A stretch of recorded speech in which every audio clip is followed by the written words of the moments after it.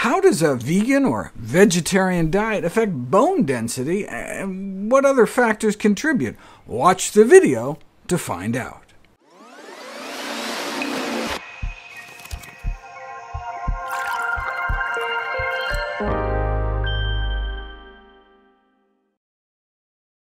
Osteoporosis is estimated to affect 200 million people worldwide.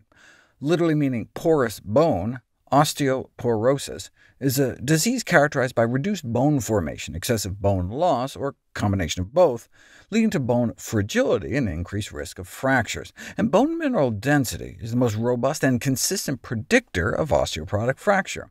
What can we eat to boost our bone density? Well, we know that increased consumption of plant foods is associated with increased bone mineral density. There's an extensive range of micronutrients and phytochemicals packaged within plants that can be powerful promoters of bone health. So healthcare professionals should be encouraged to advise the increased consumption of plant-based foods, particularly in midlife, irrespective of the client's underlying dietary pattern, meaning no matter how much meat or junk they eat, adding more healthy plant foods may help prevent the development of osteoporosis. On the other hand, a more animal-sourced nutrient pattern has been associated with a higher risk of fractures, suggesting that a more animal-based diet is related to bone fragility. So one would expect less osteoporosis in those eating plant-based diets, but you don't know until you put it to the test. The incidence of osteoporosis in vegetarians and omnivores, the first study, published nearly 50 years ago, and the density of the bones that were measured was significantly greater in the vegetarians than the omnivores. In fact, the average bone densities of the vegetarians in their 70s was greater than the densities of the meat eaters in their 50s. Bottom line, these results suggest there's less likelihood of vegetarians developing osteoporosis in old age. Turns out, though, that the researchers screwed up. DEXA scanning, which is what we use now, didn't come online until the 1980s, so the researchers were using just regular X-rays, and they confused the readings such that darker bones on the X-ray got a higher score, but that actually means less bones, so their conclusion should have been the opposite of what they claimed, so vegetarians had worse bone mineral density. Fast forward about 40 years, by which time 9 studies have been done on thousands of individuals, and all in all, the results suggest that vegetarian diets, particularly vegan diets, are associated with lower bone mineral density, but the magnitude of the association is clinically insignificant, meaning the difference was so small as to not really matter out in the real world, reinforcing the fact that vegetarian diets have no clinically detrimental effect on bone health. And it's important to note that the findings of lower bone mineral density didn't fully control for key confounding factors, such as for differences in body weight. We know that people who are obese have stronger bones. Why? Because they're weightlifting 50 pounds all day, every day, and maybe 100 pounds. If you walked around with a 100-pound backpack every day, your bones would grow stronger too. That's how you build strong bones, weight-bearing exercise. So people who weigh more have denser bones. And vegetarians, and especially vegans, have such low rates of obesity that no wonder, on average, they would have lower bone density. The researchers didn't take weight into account, but if the difference they found isn't even clinically significant, who cares? As of 2009, the answer to the question, is vegetarianism a serious risk factor for osteoporotic fracture?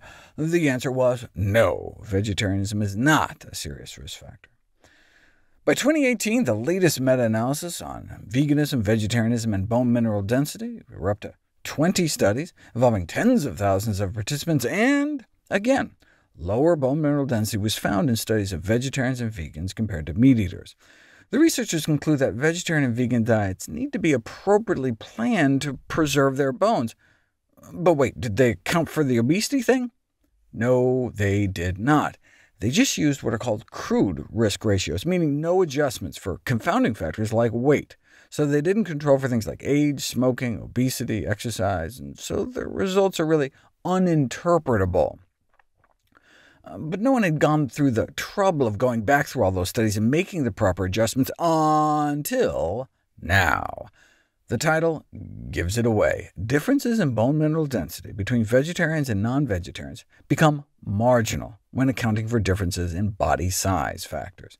Yes, bone mineral density values were significantly lower among vegetarians than among non-vegetarians, just like is the case with nearly every study on bone mineral density and excess body weight.